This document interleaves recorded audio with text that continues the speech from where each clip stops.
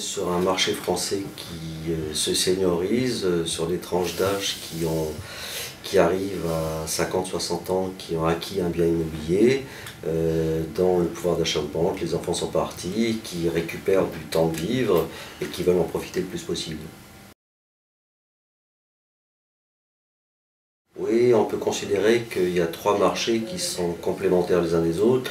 Le premier, c'est un marché de loisirs, le deuxième, c'est un marché de résidence-service, et le troisième, c'est un marché de résidence médicalisée. Alors, le premier marché, c'est un marché qui cible les seniors, on va dire sexagénaires. On est plutôt dans un marché immobilier de loisirs à centre d'intérêt, type les seigneuriales. C'est-à-dire que les seniors préfèrent vivre dans un endroit pour se regrouper en termes d'art de vivre, de bien-être et de centre d'intérêt. On n'est pas encore dans un marché où on fait un accompagnement immobilier par le service.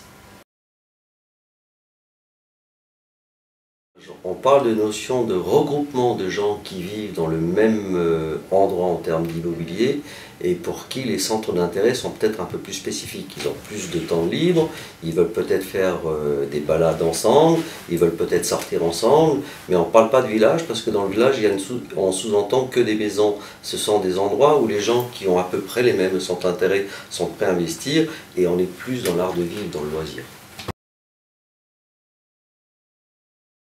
Alors là, on est dans un marché où on parle plutôt d'immeubles, dans la mesure où les gens sont d'abord dans un projet immobilier, ils vivent chez eux, que ce soit un appartement d'une pièce, deux pièces ou trois pièces, mais ils ont le choix entre vivre entre eux exactement comme le premier marché, mais d'avoir en plus à disposition des services plus spécifiques. On parle de restauration collective, on parle d'accompagnement de bien-être, on parle d'accompagnement santé, mais on ne parle pas d'accompagnement médicalisé.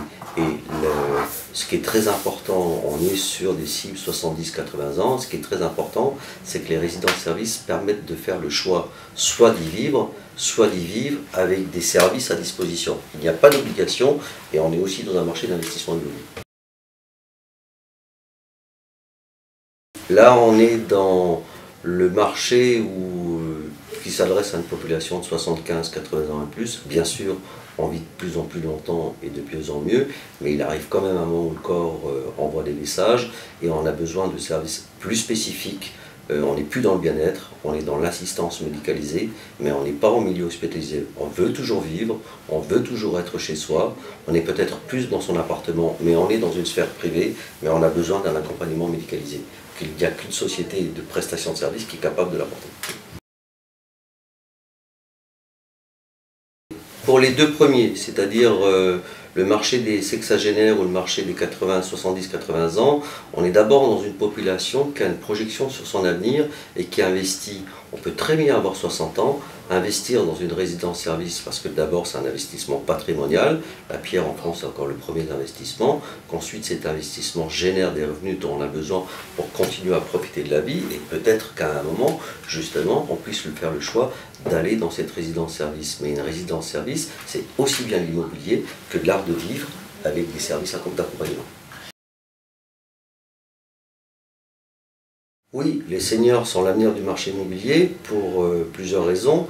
D'abord, la population française vieillit, il y aura de plus en plus de gens seniors, et même s'ils vivent le plus longtemps possible, il y aura de plus en plus de gens qui seront confrontés à un besoin d'accompagnement de services, et bien sûr à terme d'un accompagnement de services médicalisés.